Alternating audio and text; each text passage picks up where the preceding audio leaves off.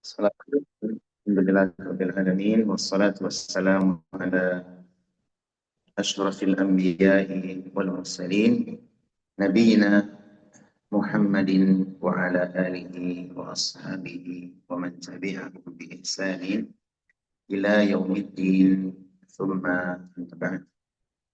Bapak-bapak dan teman-teman yang hormat, kita lanjutkan belajar bersama membaca ayat demi ayat daripada Quranul Karim dengan harapan saya dan kita semua semoga mendapat tambahan kebaikan dan barokah dari firman Allah Subhanahu wa taala, dan mudah-mudahan Allah beri taufik ya untuk saya dan kita semua agar mengambil pelajaran dari Al-Quran Al-Karim. Teman-teman, bapak yang kami hormati, pada malam ini kita akan membaca surah Al-Baqarah ayat yang ke-30. Ayat yang ke-30. Teman-teman yang punya Android, yang Android, bisa dibuka. Allah Subhanahu wa taala berfirman, "Ba'da a'udzu billahi minasyaitonir rajim, wa idz qala rabbuka lil malaikati inni ja'ilun fil ardi khalifah. Qalu ataj'alu fiha man yufsidu fiha wa yasfiku ad-dima'a wa nahnu nusabbihu bihamdika wa nuqaddisu lak. Qala inni a'lamu ma la ta'lamun." Allah Subhanahu wa taala berfirman, dan ingatlah ketika Rabbmu berkata atau berfirman kepada para malaikat. Apa isi firman itu atau perkataan saat itu? Allah mengatakan, inni ja'ilun fil ardi khalifah. Saya hendak menjadikan di muka bumi itu khalifah. Apa makna khalifah? Akan kita lihat di keterangan tafsir. Qalu ataj'alu fiha man yufsidu fiha wa yasfiku ad-dima. Lalu para malaikat menjawab atau merespon rencana Allah SWT. Mereka berkata, wahai Rabbku, apakah engkau akan menjadikan di muka bumi itu ya tipe makhluk atau orang-orang yang suka melakukan kerusakan? Satu. Yang kedua, wa yasfiku ad-dima, dan mereka suka mengalirkan darah, menumpahkan darah. Sementara kami adalah hamba-hambamu, atau kami adalah makhluk yang senantiasa bertasbih memujimu, mensucikan engkau. Lalu Allah menjawab daripada pertanyaan atau respon malaikat tadi, qala inni a'lamu ma la ta'lamun. Allah berfirman, saya lebih tahu apa yang kalian tidak ketahui ilmu tentangnya. Nah, baik, kita cukup ayat ini dulu, Pak. Jadi kalau ada waktu kita lanjutkan yang berikutnya. Di ayat ini, ayat 30 ini, Bapak-bapak, Allah Subhanahu wa taala memberikan kepada kita sebuah informasi yang terang, ya, dan jelas bahwa telah terjadi satu komunikasi dari dua arah antara Allah dan para malaikat. Ini terjadinya di mana? Kata para ulama tafsir, fil mala'il a'la. Ini di alam yang tinggi. Maksudnya di mana? Di langit. Maksudnya di langit. Dan diskusi ini atau percakapan terjadi antara Allah dan para malaikat. Bahwasanya Allah Subhanahu wa taala berencana akan menjadikan atau menciptakan para atau khalifah yang akan mengurus bumi. Nah, gitu. Berarti percakapan ini jauh terjadi sebelum Bapak, sebelum saya, bahkan ayah kita yang paling awal belum ada. Percakapan ini sudah terjadi, Pak. Ya, sudah terjadi. Apa yang Allah ingin apa? Yang Allah rencana akan apa? Progres yang Allah akan lakukan, yaitu Allah akan menjadikan seorang manusia di muka bumi yang akan mengurus bumi. Mereka, yaitu yang disebut dengan khalifah. Apa makna khalifah nanti kita terangkan. Siapa yang dimaksud dengan khalifah di sini, teman-teman? Yang dimaksud dengan khalifah di sini adalah Nabi Adam alaihissalam. Nabi Adam alaihissalam. Baik. Sekarang kita lihat munasabah. Di dalam ilmu tafsir itu, Pak, atau ulumul Quran, ada namanya ilmu munasabah bainal ayat wal ayat sabiqah. Apa hubungan antara ayat satu dengan ayat sebelumnya? Nah, gitu. Itu ada korelasi.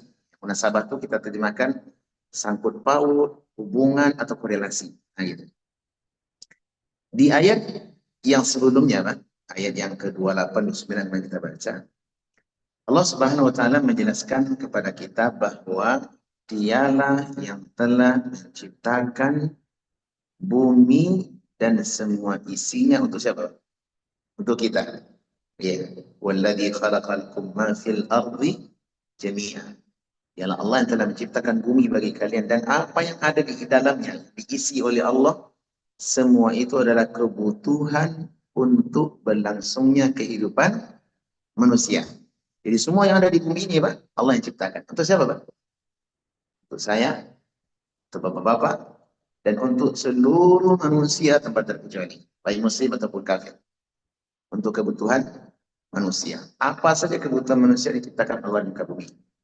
Dari makanan, minuman, pangan, pakaian, sandang, ya, apalagi papan dan seterusnya, kendaraan, semua itu Allah yang menciptakan. Dan penciptaan kemarin kita sudah sebut ada dua.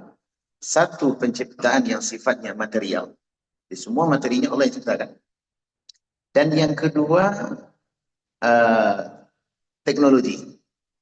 Proses pengolahannya Allah yang menciptakan. Ciptakan bagaimana maksudnya? Diajarkan kepada manusia. Kalau yang tahap pertama ini sepakat gitu. Ya. Maksudnya semua kebutuhan kita Allah yang ciptakan. Ada nggak manusia yang menciptakan, Pak? Nggak ada, Pak. Yang sifatnya menciptakan itu apa? Kita menciptakan, Pak. Yang kata khalq itu adalah membuat sesuatu dari yang belum ada menjadi ada. Bahannya belum pernah ada, ya, dan dia langsung yang mendekor, kemudian dia pula yang mengolah. Itu gak ada seperti itu, Pak, kecuali Allah Subhanahu wa taala. Contoh, jangankan yang besar-besar, untuk satu biji daripada tumbuh-tumbuhan saja, itu gak ada bisa menciptakan. Apa contohnya, Pak? Biji bayam. Berapa besar biji bayam, Pak? Hah? Itu kecil bayam. Kecil sekali biji bayam. Tanyanya, ada nggak yang bisa menciptakan biji bayam? Nggak ada, Pak. Yang bisa adalah memuaikan atau bagaimana istilah Bikram? Menaturalisasikan, ya, apa istilahnya, ya? Artinya bagaimana biji itu bisa tumbuh, itu bisa. Tapi kalau yang namanya menciptakan nggak ada. Sama juga beras, padi. Untuk bisa menjadi nasi kan awalnya beras dulu, kan? Pertanyaan, beras bisa menciptakan beras, Pak? Dengan unsur-unsur yang dikandung oleh biji padi itu, dimana kalau diletak di tengah di tempat yang basah dia menumbuhkan tunas gitu. Ada nggak bisa gitu? Ada. Mau bersatu seluruh profesor dari ujung timur sampai ujung barat, tambah dengan bantuan AI zaman sekarang, nggak ada bisa cipta. Ya. Makhluk juga demikian, lalat. Ada nggak bisa bikin lalat, Pak? Nggak ada, Pak. Kenapa jauh kita dengar seorang profesor bisa membuat seekor lalat? Lalat yang pernah lalat, ya, Pak, ya? Dengan kegesitannya itu, bentuknya, teksturnya seperti itu, dan gesit. Ya, dimana kalau dia ngambil makanan kita, terus terbang. Mau nangkap nggak bisa, Pak? Ada nggak bisa begitu? Nggak ada. Sama-sama menciptakan hanya Allah Rabbul Alamin. Dan semua materi ini, makanan, minuman, apa saja, saya kata manusia, satu tetes susu pun manusia nggak bisa bikin. Yang bisa hanya apa? Memproses, mengalurkan kebedak bisa. Iya, bagaimana mengambil susu dari hewan itu bisa. Tapi yang namanya bikin susu yang benar teksturnya, kandungannya, proteinnya seperti yang Allah ciptakan, yang berjalan di antara darah dan kotoran itu tapi bersih. Itu ada yang bisa. Nah, semua ini teman-teman Materi ini Allah yang ciptakan semuanya. Besi, alat transportasi kan mereka bisa memodifikasi, sahabat. Dengan inovasi-inovasi terbaru bisa bikin transportasi pesawat, mobil, kendaraan yang lainnya, ya, sampai kepada alat-alat perang yang canggih zaman sekarang. Itu semua muatan dan materi asalnya siapa yang membuatnya? Allah Subhanahu wa ta'ala. Karena itu kita sebagai muslim, alhamdulillah Allah berikan hidayah. La khaliqun illallah. Tidak ada pencipta kecuali hanya Allah Subhanahu wa taala. Adapun teknologi itu diberikan kepada oleh Allah Subhanahu wa taala kepada siapa yang dikehendaki, baik pada muslim ataupun kepada kafir. Iya. Kalau zaman dahulu Pak dan Nabi Daud alaihissalam itu diberikan oleh Allah teknologi membuat baju besi dengan apa? Dengan pola tangannya sendiri. Di belakangan cara teknik membuat baju besi atau yang semisalnya itu mesti dengan alat. Kalau dulu Nabi Daud tidak. Teknologi yang Allah berikan kepada Daud langsung dibentuk dengan tangan. Kata Allah dalam Al-Quran, wa alanna lahul hadid. Dan kami lunakkan besi itu untuk Nabi Daud alaihissalam. Itu masalah teknologi, Pak.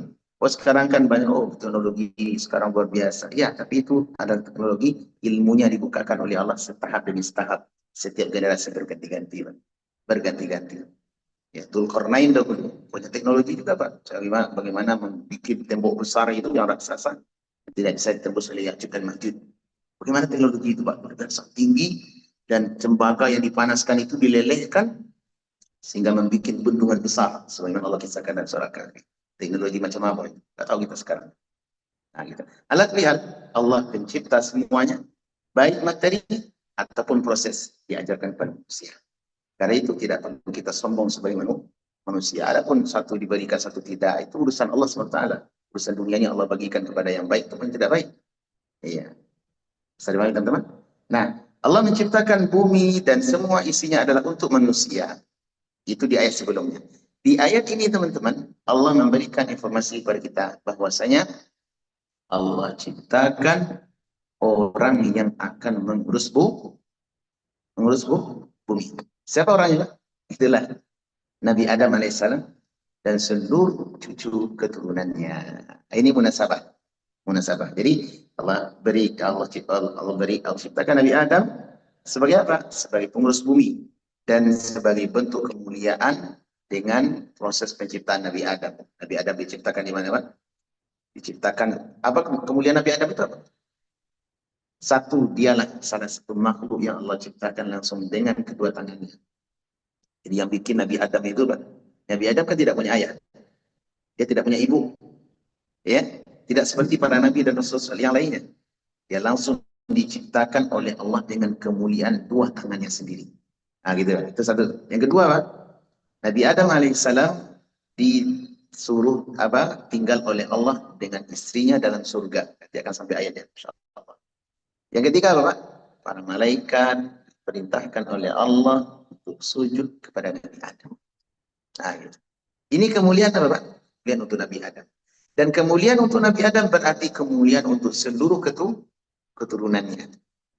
Orang yang berjalan di atas berjalan yang benar, selama dia ada manusia dan berjalan di atas yang benar, maka kemuliaan itu tidak lepas dari ibadahnya. Ya, sampai ada seorang kata pada Sofatul Tafasir disebutkan bahwasanya al-ihsanu ilal asli ilal asl ihsanu ilal fard.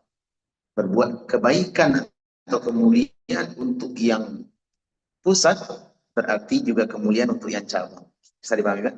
Mulia untuk Nabi Adam berarti anak keturunannya juga dapat serpihan-serpihan atau percakan kemuliaan itu.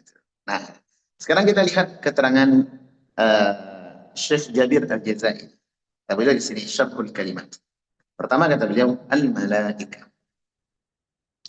Apa yang dimaksud dengan malaikat? Malaikat adalah yuqalu malakun. Dikatakan dia malak, ya. Siapa mereka? Wa hum khalqun min alamil ghaib, ya, dan dia adalah makhluk dari alam yang gaib. Jadi salah satu makhluk yang gaib itu bagi kita siapa, Pak? Para malaikat. Jin, malaikat itu adalah dua makhluk yang bagi kita gaib. Gaib artinya sesuatu yang tidak bisa diraba dengan tangan dan tidak bisa ditangkap oleh indera mata. Gaib namanya, Pak. Ya. Akhbaran Nabi sallallahu alaihi wasallam anna Allah Ta'ala khalaqahu min nur. Nabi telah mengabarkan kepada kita bahwa para malaikat itu diciptakan oleh Allah dari zatnya zat cahaya. Dari apa, Pak? Dari cahaya. Kalau Nabi Adam diciptakan dari tanah, jin diciptakan dari api, dan para malaikat Allah ciptakan dari cahaya. Baik. Kemudian kata beliau, Al-Khalifah. Apa yang maksud dengan Khalifah? Yang dimaksud dengan Khalifah adalah man yakhlufu ghairahu, yaitu orang yang menggantikan selainnya. Jadi artinya Khalifah itu adalah pengganti daripada posisi sebelumnya. Itu makna Khalifah. Ya, dan dimaksud di sini adalah Nabi Adam alaihi assalam. Itu dimaksud dengan apa? Khalifah. Baik. Kemudian kata beliau, yufsidu fiha. Bahwasanya manusia itu punya karakter. Karakternya adalah suka melakukan kerusakan. Apa yang maksud kerusakan di sini, Pak? Al-ifsadu fil ardi yakunu bil kufri wa irtikabil ma'asi. Kerusakan di muka bumi, satu, bisa jadi dalam bentuk kekufuran, yang kedua, beragam bentuk maksiat dan kezaliman. Itu kerusakan namanya. Ya, dan karakter ini berlaku untuk manusia. Yang kedua, yang kata beliau, wa yasfik. Apa makna yasfik? Ay yasidud dima bil qatli wal jarh. Ya, mengalirkan darah maksudnya apa? Itu satu dengan pembunuhan, dan yang kedua dengan melukai. Nah, itu makna daripada membuat kerusakan. Baik. Sekarang kita lihat kepada makna ayat. Apa kata beliau? Makna ayat ini, ya'murullahu ta'ala rasulahu an yadhkura qawlahu lil malaikah inni ja'ilun fil ardi khalifah.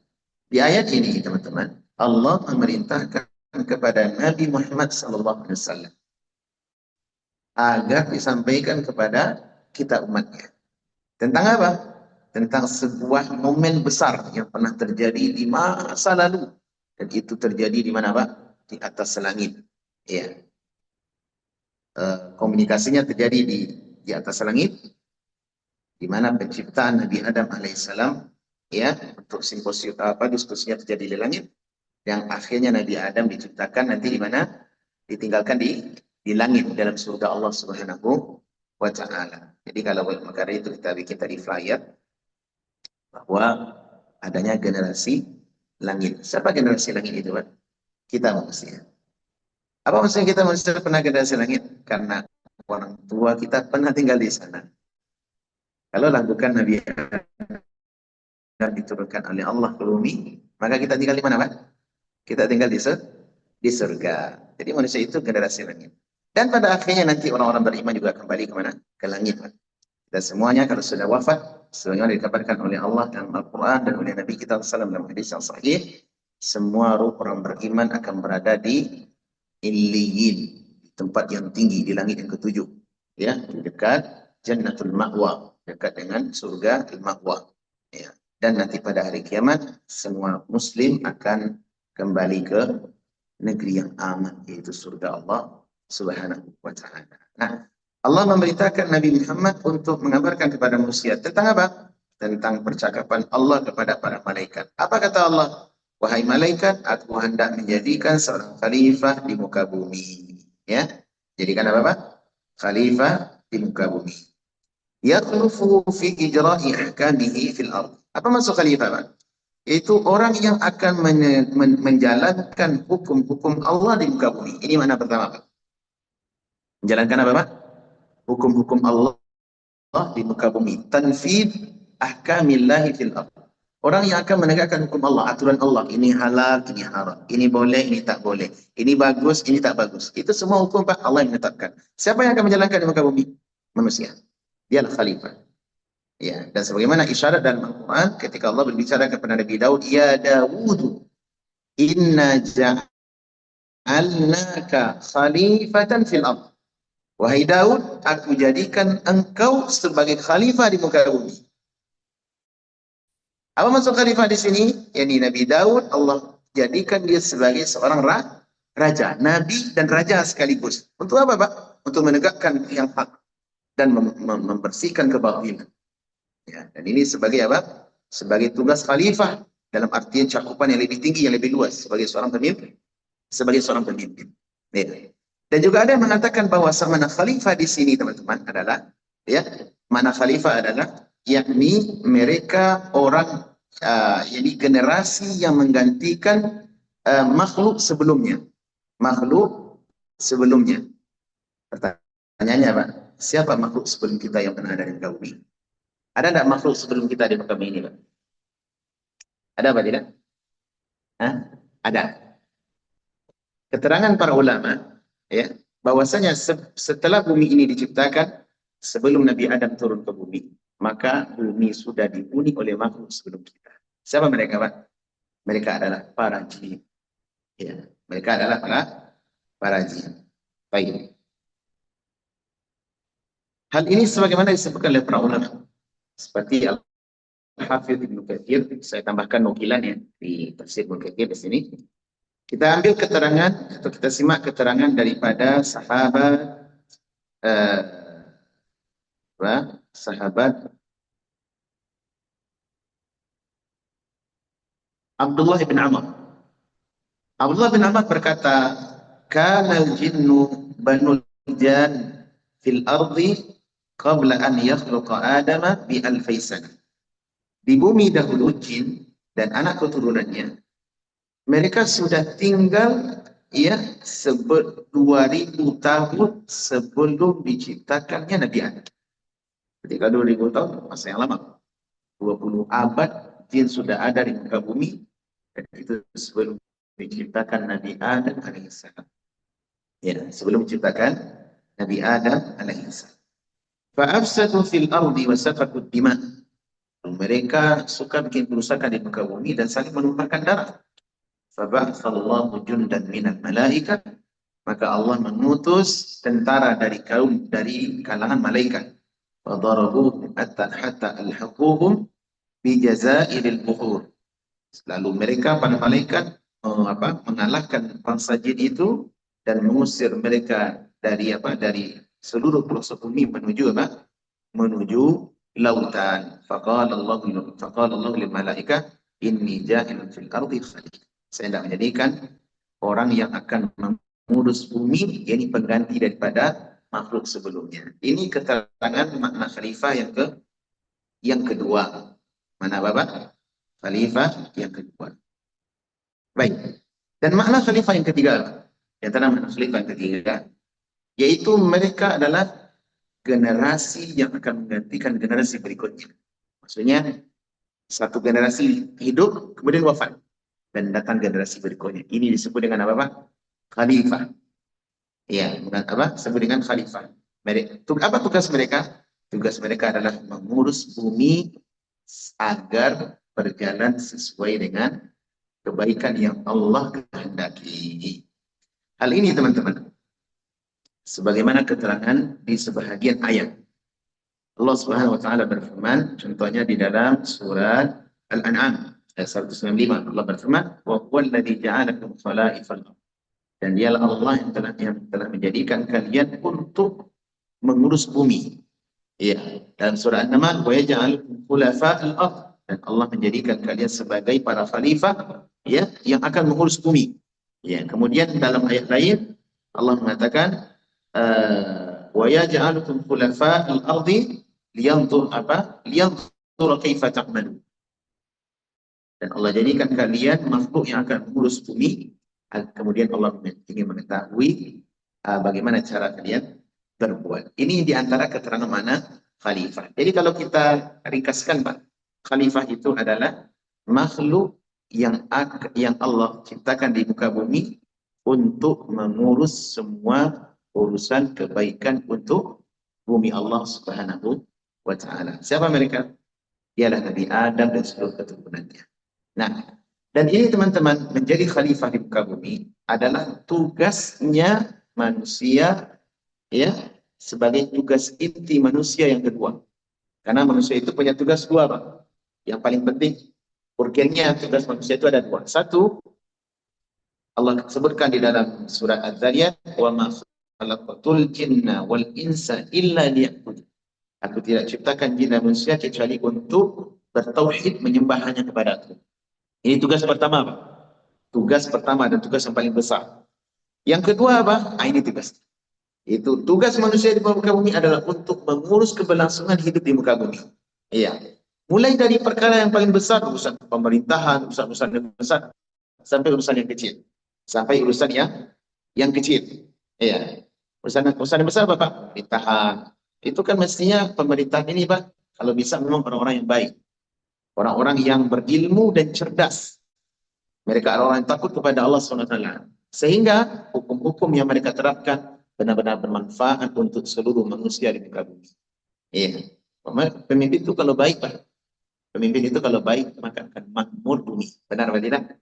Rakyat sejahtera, masyarakat bisa hidup madani, sosialnya bagus, kemudian keadaan di muka bumi pun aman. Nah, gitu lah. Coba, Pak, kita lihat dalam perjalanan sejarah.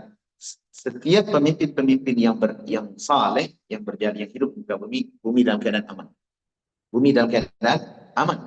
Dulu ada namanya Raja Dzulqarnain, dan itu raja yang menguasai seluruh pelataran bumi. Ya. Selama dia memimpin, bumi dalam keadaan aman. Kenapa? Dia berhukum, memerintah dengan kebijakan hukum syariat Allah SWT. Nabi Daud alaihissalam, Nabi Sulaiman juga demikian.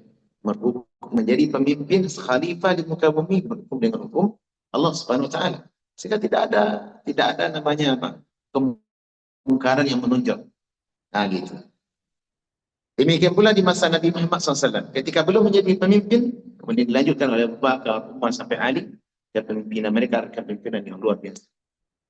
Khalifah yang menegakkan hukum syariat di muka bumi. Nah, ini skala besar. Skala kecil apa, Pak? Skala kecil adalah semua kita memiliki peran khalifah hidup di dunia ini. Dengan apa, Pak?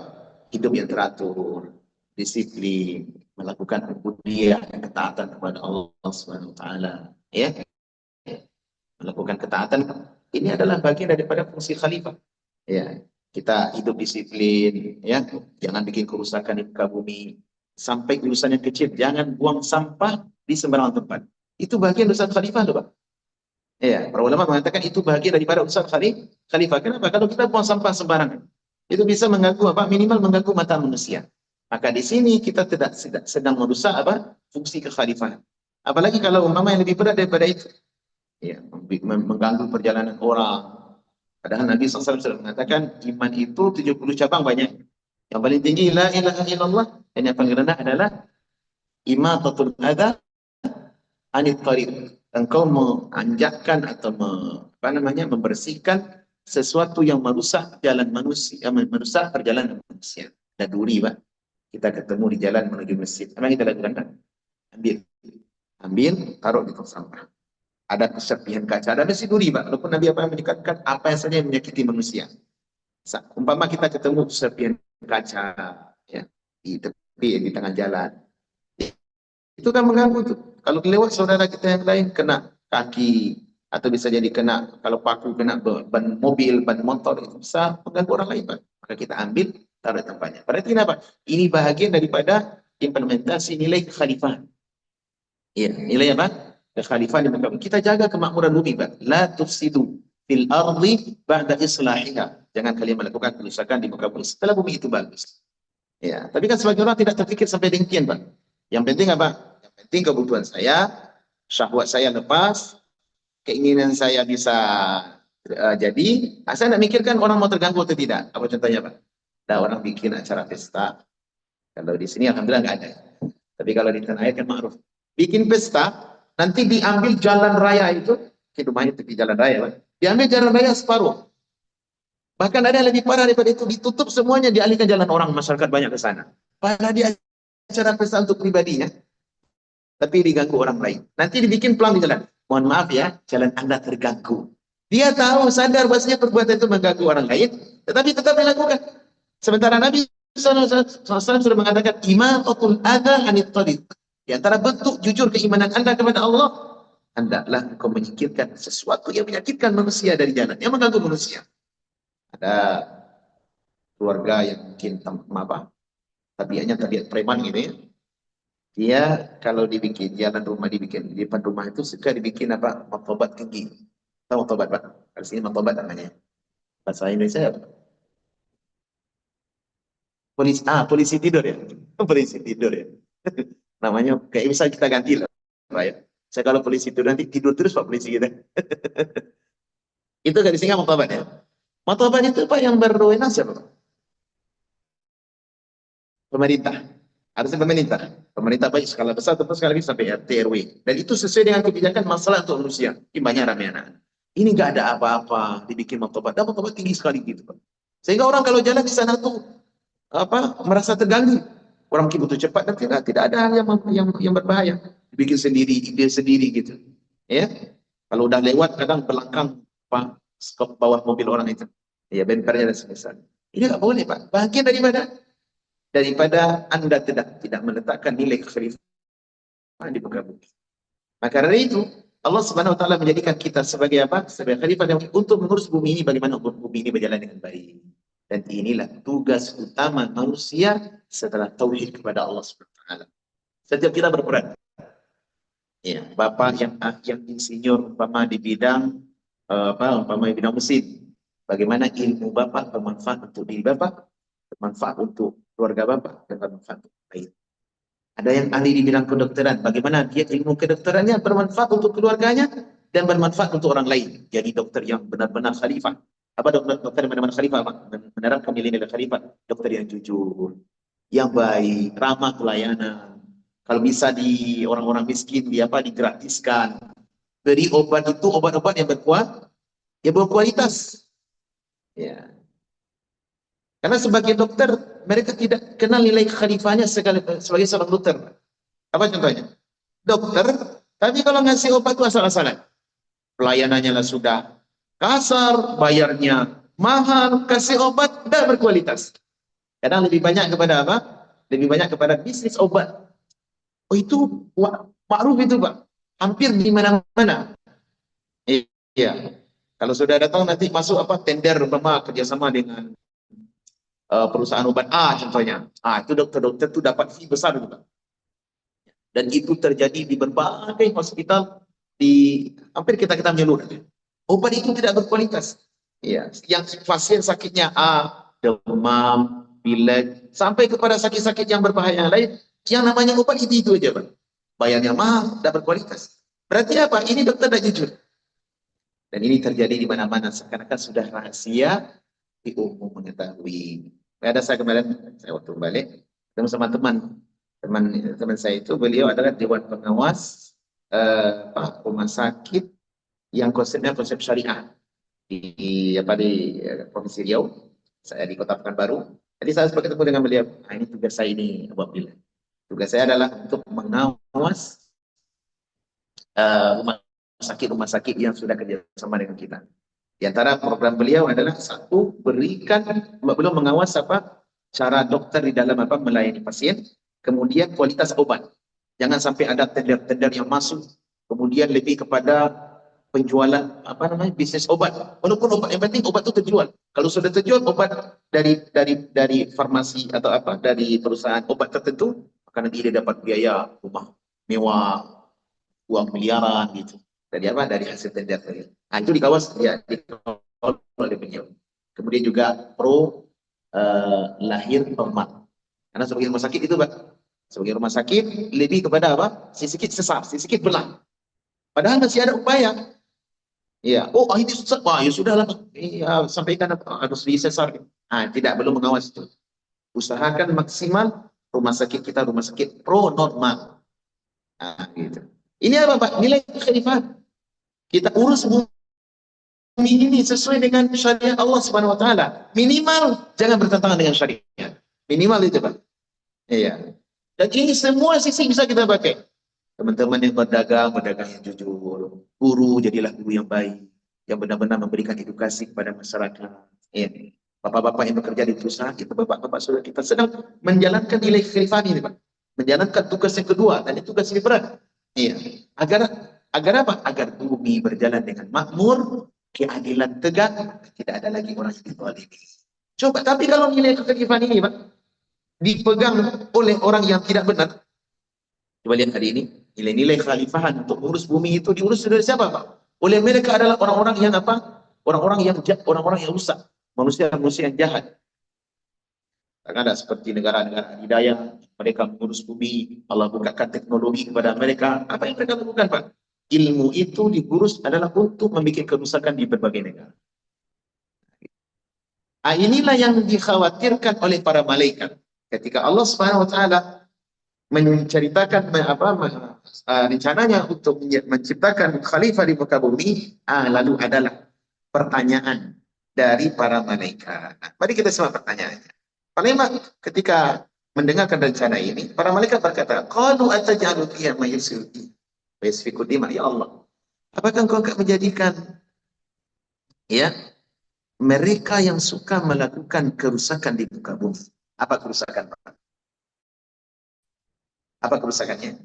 Kata para beliau tadi, bentuk kerusakan itu ada kekufuran. Manusia itu suka berbuat kufur, membangkang, ya, keluar dari jalur tol. Ini jalan tol besar ini, Pak. Jalan yang terang ke depan lurus. Tapi dia ingin juga cari jalan apa? Jalan-jalan kecil yang menyimpang. Nah, itu tipe manusia, Pak. Ya, itu tipe manusia. Itu di antara kerusakan. Kemudian mereka banyak yang kufur keluar dari Islam, dari jalan yang benar, lalu melakukan apa? Berbagai kezaliman. Kemudian ikut dima, dan mereka suka menumpahkan darah. Bagaimana menumpahkan darah, Pak? Dengan cara melukai, atau bisa jadi langsung dengan cara berperang atau membunuh. Dan ini tipe daripada manusia. Benar Pak tidak, Pak? Manusia-manusia harus apa yang jauh dari agama. Biasa mereka lakukan. Mereka tidak memikir lagi.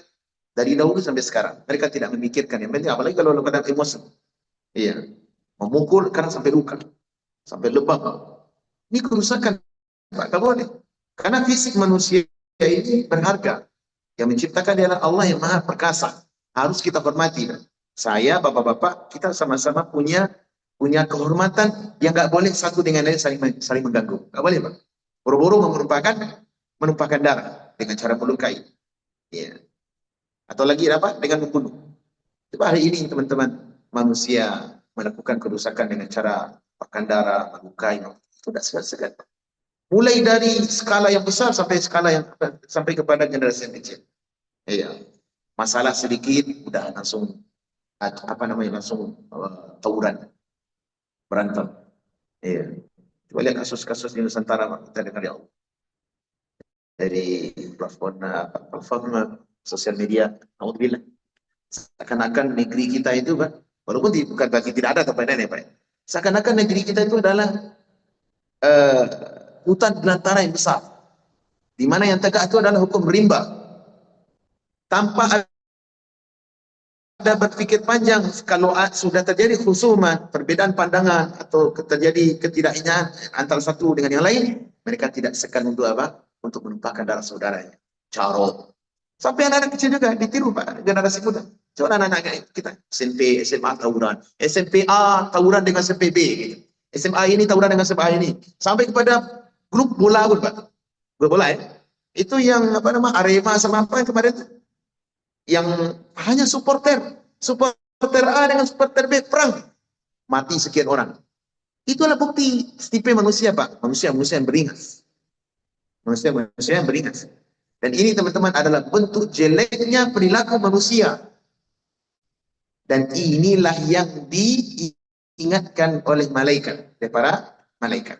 Manusia itu suka menumpahkan darah, baik itu dengan melukai, bahkan sampai kepada pembunuhan.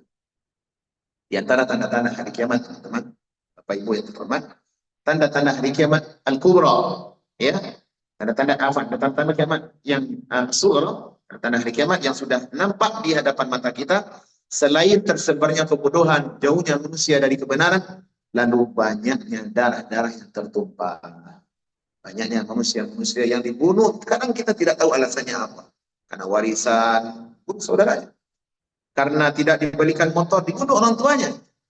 Dan barusan beberapa yang lalu terjadi, dan beberapa waktu yang lalu, anak membunuh orang tua, ibunya dicekik, Kenapa? Karena nggak bisa beli beli HP kalau nggak salah. HP apa namanya? iPhone itu yang mahal itu. Nggak bisa ibunya beli, nggak mampu. Ya, dicekik ibunya langsung mati. Siapa yang berbuat anak? Nyawa-nyawa seakan tidak berharga. Belum lagi sampai melihat kepada tragedi besar di negara-negara konflik. Sudah di Palestina, di Irak, Suriah, di Yaman, subhanallah, Bosnia, tumpahan darah luar biasa. Yes, ikut dima mereka itu melakukan kerusakan ekonomi, wayas ikut dima, dan mereka suka menumpahkan darah. Dan alhamdulillah teman-teman, kita berlindung kepada Allah SWT agar dijauhkan kita dari kezaliman dan kezalim. Ini penting sekali. Jangan sampai kita dizalimi orang lain, dan kita berlindung juga kepada Allah. Jangan sampai kita menjadi orang yang berbuat zalim. Jangan sampai tangan yang kita punya ini melukai orang lain sampai bunuh darah. Alhamdulillah. Ya, kenapa? Kalau sudah berkaitan dengan darah, teman-teman, ini tanggung jawabnya besar. Hak manusia yang pertama sekali, hak sesama manusia di hari akhirat nanti yang akan diselesaikan pertama kali di meja hijaunya Allah SWT adalah urusan dima. Urusan apa? Darah. Kata Nabi SAW, kan ada hadis itu. Kalau urusan Allah antara hamba dengan Al-Khaliq, antara hamba dengan Allah, yang ditanya pertama kali salat. Tapi untuk urusan sesama manusia, yang pertama sekali dibahaskan adalah urusan darah. Walaupun setetes darah yang jatuh, ditumbuk orang, dilukai orang, setetes darah. Sampai apalagi urusan pembunuhan. Mati orang karena kita, Pak. Dan itu tidak pembunuhan yang disengaja dan tanpa ada hak yang benar. Kayak ini yang pertama sekali akan dituntut oleh Allah di hari kiamat. Berat sekali. Bunuh manusia. Karenanya ada perkataan seorang salaf, seseorang itu dia akan tetap berada di dalam fushatu dinihi, dalam kelapangan agama, dalam kemurahan Allah Subhanahu wa taala selama dia tidak pernah menumpahkan darah seorang muslim. Dan ini terjadi, Pak. Tumpahan darah di mana-mana, dan darah manusia itu tidak lebih berharga daripada nyawanya binatang. Alhamdulillah, saya melihat pada video-video yang upload di sosial media, teman-teman sudah lihat juga mana keadaan saudara kita sudah itu biadab sekali. Di luar nalar kita selaku manusia yang makan nasi lah ya, manusia biasa yang bahan tubuh kita dari tanah. Ada manusia berbuat jahat seperti itu, Pak. Luar biasa. Ya, disuruh gali badannya petak kuburannya sendiri seukuran 1,5 meter, kemudian disuruh tidur di situ dan diadakan munculnya gun senapan itu, kemudian ditembak. Dikumpulkan beberapa orang tua sekitar 40-50 orang dalam satu gerbong, dibakar. Siapa yang melakukan, Pak? Orang yang kulitnya sama. Orang yang bahasanya sama. Saya tidak tahu apa latar belakang agamanya, mungkin dia Kristen atau apa, nggak tahu kita kan. Tetapi itulah kita bicara di pelataran sesama anak-anak. Kondisi manusia sangat bejat. Ya. Yang digantung, kemudian disembelih, dibakar, macam-macam. Alhamdulillah. Inilah keadaan dulu, kondisi tabiat manusia yang jauh dari kebenaran. Yang jauh dari apa? Dari kebenaran. Kemudian pertanyaannya teman-teman, kenapa? Kemudian kita lanjut sedikit. Kata malaikat. Jadi malaikat sudah bertanya kepada Allah SWT ya dengan dua alasan. Mereka manusia suka melakukan kerusakan, dan yang kedua suka menumpahkan darah. Maka darah ini, Pak, bagian dari kerusakan, tapi diulang lagi. Menunjukkan apa? Banyaknya manusia yang tidak peduli lagi untuk menghilangkan nyawa seseorang. Wa nahnu nusabbihu bihamdika wa nuqaddisu lak. Sementara kami ini adalah makhluk yang senantiasa memuji Engkau ya Allah, dan senantiasa bertasbih mensucikan Engkau. Ini malaikat, Pak. Ini sifat malaikat. Mereka adalah makhluk yang diciptakan oleh Allah dalam satu keadaan. Satu keadaan apa maksudnya, Pak? Dia dalam keadaan beribadah kepada Allah sepanjang waktu dan tidak pernah berbuat maksiat. Karena ada malaikat yang curi sendal, ada ya. Apalagi curi ayam, ada, Pak. Malaikat itu satu, nggak berbuat maksiat. Mereka senantiasa bertasbih memuji Allah SWT. Ana al-laili wa ana an-nar. Siang dan malam. Nggak ada jemu-jemunya. Beda dengan kita manusia. Kenapa, Pak? Karena malaikat tidak dititipkan syahwat, hanya diberikan akal. Diberikan dia ketundukan kepada Allah selama-lamanya. Nah, gitu. Kemudian pertanyaannya, kata para ulama, kenapa malaikat bertanya seperti itu? Apa maksud pertanyaan malaikat demikian? Ya, jawabannya adalah kata Syekh di sini, kata beliau ya, wa annal malaikata tasaalat, dan malaikat bertanya. Apa maksud bertanya di sini? Kata beliau, idh huwa su'alun isti'lam wastikshafu 'anil hikmati fi dzalik. Maksud malaikat bertanya di sini Pak, bukan protes, tidak. Tapi lebih kepada ingin tahu bagaimana apa sih tujuan dan mengungkap hikmah daripada penciptaan manusia. Apa hikmahnya apa? Kalau untuk mensucikan Allah, beribadah, kami malaikat semua adalah makhluk yang taat, untuk apa lagi ciptaan manusia? Sudah cukup. Nah gitu.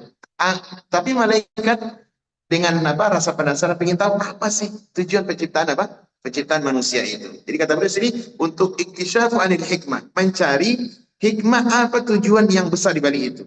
Kan malaikat ilmunya terbatas. Ya, ilmunya terbatas. Walaysa huwa min babil i'tiradi 'ala Allah abadan. Bukan maksudnya malaikat bertanya untuk bentuk berpaling atau membantah Allah Subhanahu wa taala. Ini kalau dibaca terjemah nih Pak bisa salah paham kita. Malaikat bertanya, "Ya Allah, kenapa engkau menjadikan juga?" Berarti seakan-akan malaikat memprotes Allah. Tidak, bukan protes ini bahasanya Pak, tapi lebih kepada adabnya malaikat ini mencari tahu apa ilmu atau tujuan terbesar diciptakannya manusia. Baik. Lalu apa jawaban Allah? Qala inni a'lamu ma la ta'lamun. Allah menjawab ringkas. Ya, aku mengetahui suatu hikmah yang engkau tidak mengetahuinya. Apa hikmahnya kira-kira? Apa hikmahnya kira-kira? Kenapa? Apa tujuan manusia diciptakan? Di antara hikmah terbesarnya kata para ulama adalah walaupun manusia itu punya tipe seperti tadi, Pak, itu adalah orang-orang yang sebahagian orang yang jauh dari nilai syariat. Tapi di sana juga, Pak, tidak sedikit manusia-manusia yang elok, yang berbuat baik. Di antara manusia itu, anak Adam itu nanti akan ada di antara mereka para nabi, para rasul, ada para ulama, ada para aulia, ada orang-orang yang saleh, ada orang-orang yang dermawan, orang-orang yang baik, para penuntut ilmu, orang-orang yang bersegera dalam kebaikan. Tidak sedikit, Pak. Jadi ada yang jelek, tapi juga tidak sedikit yang baik. Jadi, nah kenapa malaikat kok bisa tahu, Pak? Kenapa malaikat tahu tipe manusia? Padahal manusia belum ada diciptakan. Nah, ternyata, kata para ulama, ini dijadikan sebagai analogi oleh malaikat. Karena malaikat tahu jin, makhluk yang sebelum Nabi Adam ada menghuni bumi, itu suka perang, Pak. Suka melakukan kerusakan. Nah, kalau jin sekarang sudah diusir ke laut, dan bumi dibersihkan dari jin, otomatis Nabi Adam dan keturunannya juga tidak akan jauh daripada tabiat tadi. Suka berperang, suka cari lawan, suka cari musuh, dan akhirnya menumpahkan darah, bunuh-bunuhan satu dengan yang lain. Ini Pak, beranjak dari pengalaman ini, maka malaikat berkata, "Ataj'alu fiha man yufsidu fiha wa yasfiku dima?" Apakah engkau tidak menjadikan juga ya Allah orang yang nanti akan melakukan kerusakan di muka bumi dan saling menumpahkan darah satu dengan yang lain. Nah gitu. Cuma malaikat di sini adabnya Pak, adabnya malaikat adalah adab yang tinggi. Bukan bentuk protes kepada Allah, tapi lebih kepada istikshafu anil hikmah. Apa tujuannya? Maksudnya itu apa ilmunya, hikmah yang besar di balik penciptaan di penciptaan Nabi Adam dan keturunannya. Baik. Kemudian kata beliau di sini, perhatikan teman-teman, ya. Jadi para malaikat bertanya apa tadi? Untuk mencari hikmah, ya. Mutakhawifatan min an yakuna hadzal khalifah liman yasfiku dima wa yufsidu fil ardh, ya bil kufri wal ma'asi. Karena manusia biasanya suka melakukan kerusakan kalau qiyasan ala khalqi minal jinni hasala minhum ma takhawwafu. Kenapa? Malaikat menganalogikan. Jadi membandingkan pengalaman ini, Pak. Beranjak dari pengalaman masa lalu. Itu kan biasa kita bisa itu, Pak, ya? Beranjak di pengalaman masa lalu, nah, tipe manusia seperti ini, nah ini suka melakukan kerusakan. Kenapa? Karena jin dahulu juga melakukan kerusakan, maka khawatir malaikat juga demikian. Sama manusia itu juga melakukan kerusakan. Tapi kekhawatiran itu benar-benar wukur la mahalah. benar-benar terjadi dan tidak ada keraguan padanya. Baik. Lalu kata beliau, fa'alamahum rabbuhum annahu ya'lamu minal hikam wal masalih ma la ya'lam. Maka Allah mengabarkan kepada mereka bahwasanya Allah lebih tahu tentang hikmah dan maslahat atau kebaikan yang hendak Allah jadikan di balik penciptaan Adam dan anak keturunannya, di mana malaikat tidak mengetahuinya. Dan mengetahuinya. Baik. Kemudian kita lanjutkan yang berikutnya, teman-teman. Ya. Di sini kata beliau, di antara pesan yang bisa kita bawa pulang dari ayat ini, Pak. Satu, soal man la ya'lam ghairuhu ya ghairuhu mimman ya'lam.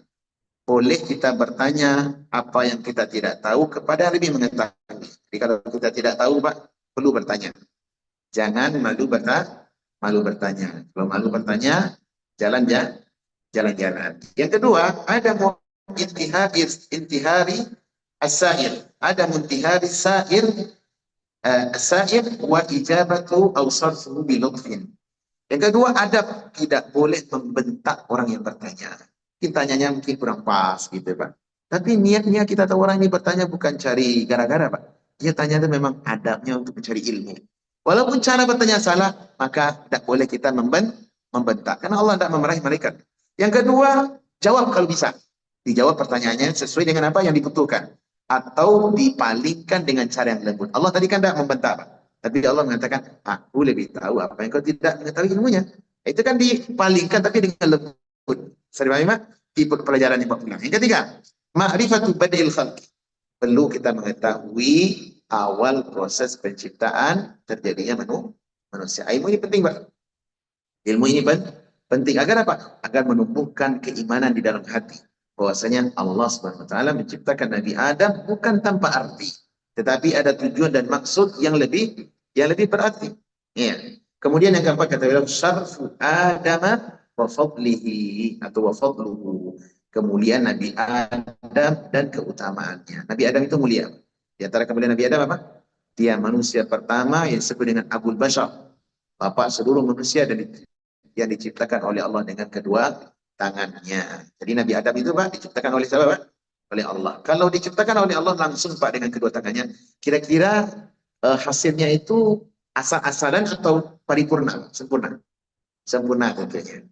Makanya Nabi Adam disebut oleh Allah dan oleh Nabi SAW dalam hadis saya, situna dhira. Tinggi beliau ke atas sekitar 60 dhira.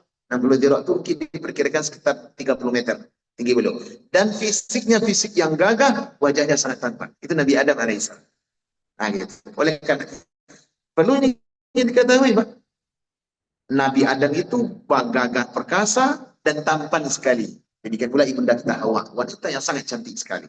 Wanita yang sangat cantik. Sepeda mengatakan Nabi Adam itu diciptakan oleh Allah dengan tampan yang luar biasa, ya, sampai separuh daripada ketampanan seluruh makhluk bumi ini ada di Nabi Adam, dan separuhnya kita bagi bersama. Ada yang mengatakan demikian, Pak? Saking apa? Gagahnya Nabi Adam. Nah, gitu. Kalau kita tahu demikian, maka kita percaya diri, saya ini anaknya Nabi Adam. Kalau ada orang yang meyakini dirinya dia adalah keturunan kera, silakan mereka bilang demikian, Pak. Kita tetap pada apa? Pendirian kita. Ada orang meyakini bahwasanya manusia itu diciptakan asalnya dari apa, Pak? Dari monyet. Monyet yang berevolusi. Jadilah kita. Jadi apa? Padahal Allah ciptakan manusia itu dalam keadaan apa? Laqad khalaqnal insana fi ahsani taqwim. Dalam sebaik-baik postur, dalam sebaik-baik bentuk. Ini pelajaran yang bagus. Kemudian kita lanjutkan berikutnya. Wa 'allama Adam al-asma'a kullaha. Lalu Allah mengajarkan kepada Nabi Adam nama-nama semuanya. Apa nama-nama semuanya di sini, Pak? Nama-nama apa di sini? Kata beliau, al-asma' al-ajnasi kullaha kal-ma'i wan nabati wal hayawan wal insan. Ini Adam setelah tadi kan malaikat memandang apa diciptakan Adam. Ternyata ada tujuan besar. Adam ini setelah diciptakan oleh Allah langsung dididik langsung oleh Allah SWT. Disekolahkan oleh Allah Subhanahu wa taala. Siapa yang mengajarkan, Pak? Allah langsung. Apa yang diajarkan oleh Allah? Diajarkan Nabi Adam nama-nama semuanya. Iya, nama-nama semuanya. Tsumma 'aradahum 'alal malaika. Kemudian nama-nama tadi, benda-benda, pengenalan apa saja benda-benda yang sudah disampaikan kepada Nabi Adam lalu dibawakan kepada malaikat. Faqala ambiuni bi asma'i haula in kuntum shadiqin. Wahai malaikat, tolong sebutkan nama-nama benda itu semuanya kepada saya. Kalau engkau mengklaim dan kalau engkau meyakini aku adalah orang yang jujur, yang benar. Gitu. Pertanyaannya, Pak, apa nama-nama yang diajarkan oleh Allah kepada Nabi Adam? Kalau keterangan beliau di sini, Allah mengajarkan seluruh jenis makhluk, benda-benda, semuanya kepada Nabi Adam dengan beragam variasi dan jenisnya, seperti air, tumbuhan, hewan-hewan, manusia, dan juga para nama-nama para malaikat. Itu diajarkan oleh Allah kepada siapa, Pak? Kepada Nabi Adam. Sampai dalam keterangan lain, ya, disebutkan dalam tafsirnya Imam Al-Baghawi, Ma'alimut Tanzil, beliau berkata, qala ahli ta'wil, berkata para ahli tafsir, innallaha 'allama Adama jami'al lughat. Allah telah mengajarkan kepada Nabi Adam seluruh bahasa yang pernah ada di muka bumi. Jadi seluruh bahasa yang ada di muka bumi diajarkan kepada Nabi Adam. Kalau seluruh bahasa berarti bahasa apa saja, Pak? Nabi Adam berarti bisa bahasa Arab, bisa bahasa Indonesia, bisa bahasa Inggris, dan yang lainnya. Nah, gitu. Tsumma takallama kullu wahidin min auladihi bi lughatin. Kemudian masing-masing anak Adam, ya, berbicara dengan satu bahasa, ya. Fatafarraqu fil biladi, lalu mereka berpencar di muka bumi, wa ikhtassa kullu firqatin minhum bil lugha. Terus satu dengan yang lainnya punya bahasa tersendiri, lalu mereka membuat komunitas kehidupan di sana. Artinya apa, Pak? Kalau kita lihat keterangan di tafsir ini, maka Nabi Adam adalah, kesimpulannya apa? Nabi Adam adalah sosok makhluk yang cerdas. Semua benda diketahui oleh Nabi Adam alaihissalam. Sampai ada kalangan tafsir seperti Abdullah bin Abbas, Allah mengajarkan segala sesuatu kepada Nabi Adam alaihissalam. Ya, diajarkan kepada apa? Kepada Nabi Adam alaihissalam. Sampai urusan apa, Pak? Sampai urusan masalah mangkok-memangkok itu diajarkan oleh Allah kepada siapa? Kepada Nabi Adam. Nah, setelah Nabi Adam bagus dalam pengetahuannya terhadap semua ilmu, kan mengetahui sesuatu itu penting, Pak. Itu ilmu apa tidak? Ilmu apa tidak? Teman-teman, kalau pakar dalam ilmu permesinan, itu kan ada, mesti kita tahu spot-spot kan, Pak? Ini kegunaannya apa, namanya apa, ukurannya berapa, kita harus tahu tuh, Pak. Dan itu ilmu apa tidak? Ilmu, Pak. Nah, Nabi Adam alaihissalam diajarkan detail oleh Allah Subhanahu wa taala. Nah, setelah pengetahuan itu sempurna untuk Nabi Adam, lalu dibawakan benda-benda tadi, diperlihatkan kepada malaikat, lalu dikatakan, ambiuni bi asma'i haula. Wahai malaikat, ayo sekarang giliran, tolong terangkan kepadaku apa nama-nama ini. Jika engkau adalah orang yang benar, apa jawaban malaikat? Qalu subhanak. Malaikat menjawab, wahai Allah, maha suci engkau. La ilma lana. Kami tidak punya ilmu illa ma 'allamtana, kecuali apa yang telah engkau ajarkan. Ini menunjukkan apa, Pak? Ilmu para malaikat pun terbatas. Sesuai apa, Pak? Sesuai limit atau kadar yang telah Allah sampaikan kepadanya. Jadi malaikat itu tahu dah ilmu gaib, Pak? Tahu dah malaikat ilmu gaib? Enggak tahu. Enggak tahu. Para nabi tahu dah ilmu gaib, Pak? Enggak tahu, kecuali sebatas yang Allah perlihatkan kepada mereka. Allah mengatakan, wa makan Allahu liyutli'akum al-ghaib walakinnallaha yaj'alu man yasha'u min ibadihi. Allah tidak pernah melihatkan perkara gaib kepada kalian kecuali orang-orang yang terpilih dari para rasulnya. Siapa itu? Malaikat, para nabi. Malaikat tidak tahu, Pak, urusan gaib. Maka malaikat mengakui tentang realita dirinya. Dan pengakuan itu kan penting, Pak. Kita perlu objektif hidup ini, Pak. Saya, bapak-bapak, kalau kita tidak tahu, cukup katakan tidak tahu. Iya, jangan sok-sok tahu, itu nggak boleh. Kita dalam Islam diajarkan tawadhu. Kalau tidak tahu, katakan tidak tahu. Tapi kalau Anda punya ilmu, sampaikan. Nggak boleh menyimpan ilmu, Pak. Kitmanul ilmi minal kabair.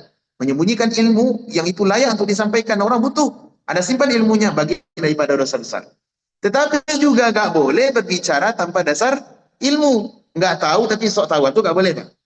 Makanya sahabat mengatakan dahulu, inna minal ilmi antakula lima la ta'lam Allahu a'lam. Di antara ilmu adalah engkau mengatakan sesuatu yang tidak engkau tahu. Allahu a'lam. Allah yang lebih tahu. Nah, malaikat tahu tentang kadar dirinya, Pak. Dia mengatakan, la ilma lana illa ma 'allamtana. Kami tidak punya ilmu, ya Allah, kecuali apa yang kau ajarkan. Dan ini adab malaikat. Bisa juga kita tiru dalam kehidupan kita. Semua pencapaian, hasil yang sudah kita proses, Pak, berupa ilmu, ya, dengan beragam kedudukan teman-teman, posisi, job pekerjaan, pencapaian dan semisalnya, jangan lupa dengan apa, Pak? Dengan melibatkan Allah di dalamnya. Gimana caranya, Pak? Saya bisa seperti ini adalah karena taufik dan karunia daripada Allah. Bukan karena hebatnya saya. Oh, dulu saya ini kan rajin, Pak Ustaz. Saya ini rajin dulu. Sekolah tuh gak pernah bolong. Orang belajar, teman-teman mungkin suka mandi di sungai, saya tetap di kelas, Pak Ustaz. Saya ini memang rajin, Ustaz. Maka saya lakukan apa? Gak gitu, Pak. Jawaban yang terbaik, Pak. Ini semua adalah taufik dan karunia daripada Allah. Karena ilmu terbatas, Pak. Wa ma utitum minal ilmi illa qalila. Tidak kami berikan kepada manusia ilmu kecuali sedikit. Kalau dibatasi, Pak, kadar ilmu kita itu sedikit. Yang kita ketahui sangat sedikit, dan yang tidak kita ketahui lebih banyak daripada yang belum kita ketahui. Saya baik, teman-teman. Maka itu malaikat sini mengatakan, kami tidak punya ilmu. Innaka antal alimul hakim, dan sesungguhnya engkau adalah zat yang maha berilmu dan lagi maha bijaksana. Teman-teman yang terhormat, ini percakapan antara Allah dengan para malaikat di dalam planning untuk rencana penciptaan Nabi Adam dan seluruh anak keturunannya. Apa yang bisa kita ambil, teman-teman, dari dua ayat ini? Yaitu satu, bagaimana keutamaan ilmu. Ternyata Nabi Adam, teman-teman, dimuliakan oleh Allah bukan karena fisiknya, tidak. Tapi di ayat ini keterangannya Nabi Adam dimuliakan oleh Allah karena ilmu yang telah dia peroleh. Sepakat, Pak? Berarti apa? Ilmu itu memiliki syaraf kemuliaan. Iya, memiliki apa? Kemuliaan. Karena dengan ilmu seseorang akan diangkat derajatnya di sisi Allah di dunia dan di akhirat. Bahkan di antara para makhluk. Di sisi Allah diangkat namanya, diakan dia, di sisi manusia juga ada. Ya, ini kemuliaan ilmu. Yang kedua, bahwasanya perlu kita ya menyadari kondisi kadar diri kita masing-masing. Ketika kita tidak tahu, Pak, maka perlu mengatakan saya tidak tahu. Objektif, Pak. Sebagian orang tidak. Dia tidak tahu, tapi pura-pura tahu. Berlagak sok tahu, padahal tidak mengerti apa-apa. Iya, diajak belajar agama, saya ini Pak Ustadz, apa namanya, orang tua saya dulu Gus, apa namanya, Kiai lagi. Saya ini ada Gus-Gusnya sedikit, Pak Ustadz. Ya, tidak penting itu mungkin orang tua Anda yang kiai, tapi Anda bagaimana belajar atau tidak. Iya. Kenapa? Karena nasab ilmu ini, Pak, apa ilmu ini nggak bisa seperti nasab. Kalau nasab ya benar tuh, oh kiai, keturunan ningrat, keturunan darah biru, itu bisa tuh, Pak. Tapi kalau umpama ilmu nggak ada, Pak, itu diantara keadilan Allah SWT. Allah menetapkan kemudian ilmu itu apa? Dengan belajar. Innamal ilmu bita'allum, belajar. Jangan malu bertanya. Iya. Mentang-mentang kita ke apa sudah merantau ke negeri Arab, tapi kepergian dan kepulangan kita dalam urusan agama sama. Bahkan lebih on ke pulang-pulang tidak mengerti apa-apa. Tidak mengerti apa-apa. Perlu belajar, Pak. Perlu belajar. Iya. Dan jangan apa? Jangan sok tahu. Gitu. Kalau tidak tahu katakan Allah. Dan inilah adab yang diajarkan di dalam Islam. Sebagai Muslim perlu untuk objektif. Iya. Dan juga ini nasihat untuk siapa? Untuk sebahagian tokoh-tokoh yang dikatakan yang ditokohkan, dai-dai atau orang-orang yang diberikan podium. Sebenarnya mereka adalah orang-orang yang bodoh, orang-orang yang fasik, ya, tidak punya ilmu. Tapi karena dengar dia punya mengaku sebagai keturunan kiai yang bernama Gus-Gusan, akhirnya berbicara tentang agama. Isinya apa? Isinya carut marut. Kalau udah ceramah yang diajak itu apa? Ketawa, kadang bahasa mesum. Kemarin yang baru-baru ini yang viral di media sosial, ustazah, mohon maaf ya, pegang-pegang kemaluan jamaah, berbicara yang membangkitkan birahi syahwat. Kalau udah syahwat, udah urusan perut, dan di bawah perut, kalau udah tuh ketawa-ketawa, nyanyi-nyanyi, musik-musik. Ada ustazah manjat-manjat apa? Manjat-manjat dinding untuk ceramah tuh, Pak. Seakan-akan apa? Seakan-akan porsi dunia dakwah itu sudah mulai jauh merosot. Rusak, Pak, porsi dakwah. Harusnya di dakwah ini disampaikan apa? Ilmu. Kalau untuk urusan ketawa, untuk urusan syahwat, itu sudah bisa didapatkan di luar. Dapat di kedai, dapat di jalan, ya Pak? Dapat di komedi-komedi. Kalau lebih isi pula dakwah dengan urusan yang seperti itu, apa bedanya dakwah dengan komedi? Apa bedanya, Pak?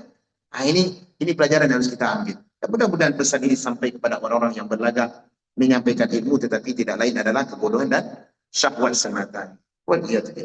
Baik, teman-teman, itu yang bisa kita baca dulu sampai ayat 32. InsyaAllah kalau punya umur, kita baca besok ayat 33 dan seterusnya. Wallahu ta'ala alam. Sallallahu wa sallim ala nabiyina Muhammadin wa ala alihi wa sahbihi ajma'in.